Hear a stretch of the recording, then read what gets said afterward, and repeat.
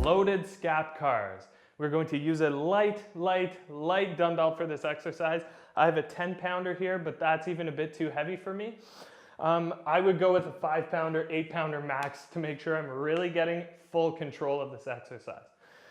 So we are going to use the dumbbell as the stimulus for this, and we are going to hold it straight out in front of us.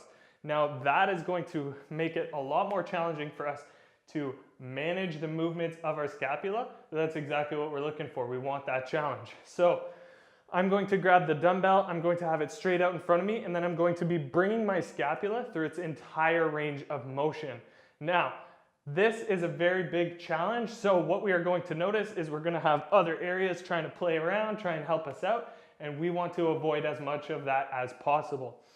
So again, 10 pounds is a bit heavy for me. I would go with 5, likely 8 if I want a really good challenge, but while I can still maintain the movement. For the sake of the video, I'll go with the 10-pounder. So from here, in a kneeling position, I'm going to bring my dumbbell straight ahead. Now locking out that elbow, making sure my core is tight, foot is kicked into the floor. I'm now going to push the dumbbell forward and then bring it up towards the ceiling, retract, and then back down into my back pocket. Now let's reverse.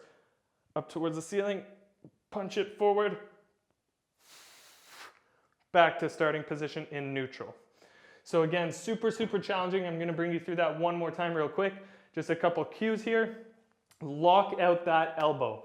Elbow must remain locked out. We don't want any bending because that's going to make this less of a focus on the scapula. Again, arm is straight out. Now from here, push the dumbbell forward like you're punching it forward. Now up towards the ear, back, down, and again, reverse it, and that's one full rep. Make sure you are controlling every single range of this exercise. We don't want any jumpiness, any stickiness. It's very common to have some of that, but we want to work through it. So if you notice any of those positions are sticky, any of those positions just don't have a good connection in your mind, then you want to work through those movements. So get back into those positions and don't allow that stick. Work through them, play around in them, get connected in those weaker areas.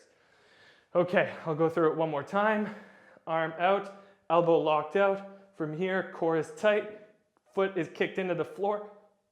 Punch the dumbbell up towards the ceiling, back, pressed, and reverse.